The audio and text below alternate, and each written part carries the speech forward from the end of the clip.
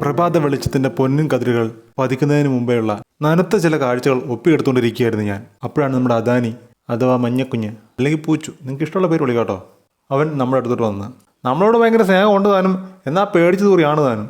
പകുതി വന്നിട്ട് ഒരൊറ്റ ഓട്ടോ തിരിച്ച് അവിടുന്ന് എന്തോ ഇലയാടി ഒച്ചയിട്ട് പോയതാ കേട്ടോ.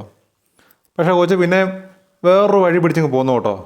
അടുത്ത് വന്നു കഴിഞ്ഞപ്പോഴാണ് ഞാൻ ഇവനെ വീഡിയോ എടുത്തോണ്ടിരിക്കുമല്ലേ, അവൻ പെട്ടെന്ന് ഞെട്ടി അങ്ങ് എഴുന്നേറ്റ് നിന്നു. അപ്പോഴും ഞാൻ ശ്രദ്ധിച്ചില്ല. ഞാൻ നോക്കിയപ്പോൾ പൂച്ചക്കുഞ്ഞിന് 2 കാലം നിൽക്കുമല്ലേ, ഇവൻ തൊട്ടു പുറകിലെ സംഭവം കണ്ടിട്ടാണ് ഇവനെ എഴുന്നേറ്റ് നിന്നത്. ഇത് അറിഞ്ഞപ്പോൾ തന്നെ ഞെട്ടിങ്ങിപ്പോയി. ഞാൻ പുറകോട്ട് തിരിഞ്ഞു നോക്കിയപ്പോൾ ഉണ്ടല്ലോ, എന്നതാ മഞ്ഞുവെള്ളം കൂട്ടി മുള്ളാൻ പോയ പപ്പിയുടെ ഒച്ച കേട്ടിട്ടാണ് ആ എക്സ്പ്രഷൻ മൊത്തം ഇട്ടത്. ചെറുക്കൻ ആ പുല്ലിൻ്റെ മറവ് നിന്നിട്ട് അവനെ കാണത്തില്ല, സൗണ്ട് മാത്രമേ കേൾക്കുന്നുള്ളൂ. അങ്ങനെ എഴുന്നേറ്റ് നിന്നാ ചുമ്മാ ബാക്കിയുള്ളതിനോട് പേടിപ്പിക്കാനായിട്ട്. എന്നിട്ട് വീട്ടിൽ വന്നപ്പോൾ ബാക്കിയുള്ളവരുടെ അടുത്ത് ഭയങ്കര തള്ള്. സുഭദ്രയെ പിടിക്കാൻ വന്ന ഭീകര സത്വത്തെ മലത്തി അടിച്ചു, ചേട്ടനെ രക്ഷിച്ചു എന്നൊക്കെ.